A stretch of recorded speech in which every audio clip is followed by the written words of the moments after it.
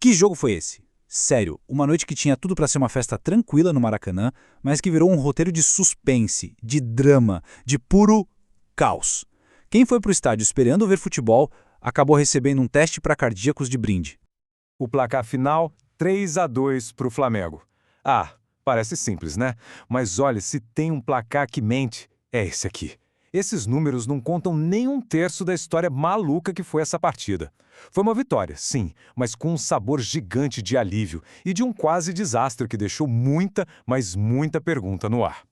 E é exatamente aqui que a nossa análise começa de verdade. Porque a grande questão que fica depois de 90 e tantos minutos de pura eletricidade é essa. O Flamengo comemorou 3 pontos ou, na verdade, recebeu um alerta vermelho gigantesco e piscante bem nessa reta final de campeonato? Vamos mergulhar nessa loucura. Olha, durante uns 80 minutos a resposta parecia óbvia, não tinha nem jogo, era um monólogo do Flamengo. O time não só controlava, ele amassava o Santos. Posse de bola, ritmo, parecia um treino de luxo. Léo Pereira marcou, Carrascal marcou, e quando o Bruno Henrique fez o terceiro, já aos 35 do segundo tempo, pronto, fatura liquidada, o Maracanã já gritava é campeão, o jogo estava resolvido, ou pelo menos era o que todo mundo pensava. Mas antes desse colapso total, teve aquele lance. O lance que botou fogo no parquinho, que incendiou o debate. O momento que parou o Maracanã e fez um lado explodir de raiva e o outro de alívio. O pênalti em cima do Bruno Henrique. E tá aí, essa é a justificativa oficial, fria, técnica, que veio da cabine do VAR e foi divulgada pela CBF. Uma frase que basicamente selou o destino do lance. A recomendação para revisão veio e pênalti marcado. Então o resumo da ópera é esse. De um lado, o VAR cravando que o William Arão foi imprudente, que atingiu o adversário sem disputar a bola. Do outro, o time do Santos inteiro berrando que foi um contato mínimo, que o atacante valorizou e que foi um erro decisivo do juiz. E aí, de que lado a razão está? O debate está rolando solto até agora. Enquanto essa polêmica toda fervia, todos os olhos também se voltavam para a maior estrela em campo, pelo menos no papel, Neymar. A volta dele como titular era a grande esperança do Santos para tentar escapar do rebaixamento. Mas a atuação, bem, não chegou nem perto do esperado. E essa percepção não foi só nossa, viu? A imprensa internacional estava de olho e o jornal espanhol AS foi direto na jugular. Uma análise dura, que resumiu a frustração de muita gente. O tempo parado por causa da lesão, pelo visto, cobrou um preço bem alto. E os lances do jogo reforçam essa impressão. Voltando depois de quase 2 meses, o que a gente viu foi um Neymar pilhado, irritado com a arbitragem, mas pouco efetivo com a bola no pé. Uma cabeçada que passou perto, uma falta bem cobrada, foram lampejos, mas muito, muito pouco para mudar a história do jogo.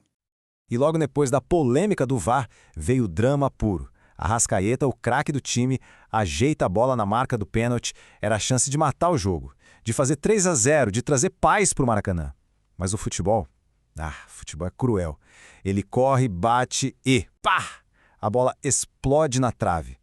Naquele momento, ninguém imaginava, mas a porta para o caos tinha acabado de ser escancarada. E essa porta não só se abriu, ela foi arrombada. Porque o que aconteceu a partir dos 43 do segundo tempo simplesmente desafia qualquer lógica. Um time que dominou o jogo por 88 minutos, de repente, puf, desligou. Tenta imaginar a cena. 88 minutos de jogo, placar em 3-0. A torcida já fazendo a festa, alguns até indo embora mais cedo. Jogo ganho confortável. O que poderia dar errado? A resposta é simples. Absolutamente tudo. Nas redes sociais, o sentimento era de pânico total. Essa reação aqui de um torcedor resume perfeitamente a angústia da galera. A vitória que era para ser tranquila virou um pesadelo em tempo real. E essa outra aqui, então, mostra o tamanho do choque. Muita gente já tinha dado a fatura como liquidada. Imagina voltar e ver o placar em 3-2. Inacreditável. Isso mostra como o futebol é imprevisível. E aqui está o resumo da tragédia lance a lance. Aos 88, Gabriel Bontempo diminui, 3-1. 2 minutos depois, aos 90, Lautaro Dias aparece livre e 3-2. De repente, o Maracanã, que era uma festa ensurdecedora, ficou mudo. O que era celebração virou um velório tenso, um pânico total até o último segundo. Mas, apesar do susto, do pânico e do quase infarto coletivo, os 3 pontos vieram. E no contexto dessa briga de foice pelo título do Brasileirão, essa vitória, por mais caótica que tenha sido, teve um impacto gigantesco. Olhem só para esses números. É coisa de maluco. Segundo os matemáticos, a chance de título do Flamengo mais do que dobrou com essa vitória. Saltou de uns 21% para quase 44%. Ou seja, o sufoco no final valeu a pena, pelo menos na calculadora. E essa tabela mostra o retrato de dois mundos opostos. De um lado, o Flamengo, com 68 pontos na cola do líder, sonhando com a taça. Do outro, o Santos, com 33, afundado na zona de rebaixamento, lutando pela vida. Era um jogo com peso de final para os dois lados, e essa tensão toda se refletiu em campo. E isso tudo nos leva de volta à pergunta inicial.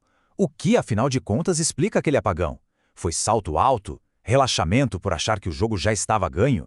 Faltou juízo para administrar o resultado? Ou pior, faltou coragem para continuar em cima?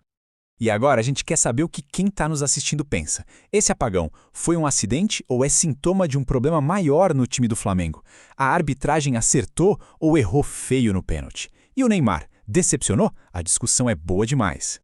Então já sabe, deixa sua opinião aqui nos comentários, não esquece de curtir, de se inscrever no canal e de compartilhar essa análise com todo mundo. Vamos fazer esse debate pegar fogo. No fim das contas, fica a lição. O Flamengo levou 3 pontos para casa, mas também um susto que tem que servir de alerta máximo. E o Santos, mesmo com a derrota, mostrou um poder de reação que pode ser vital nessa luta desesperada, porque no campeonato mais maluco do mundo, uma piscada pode ser fatal.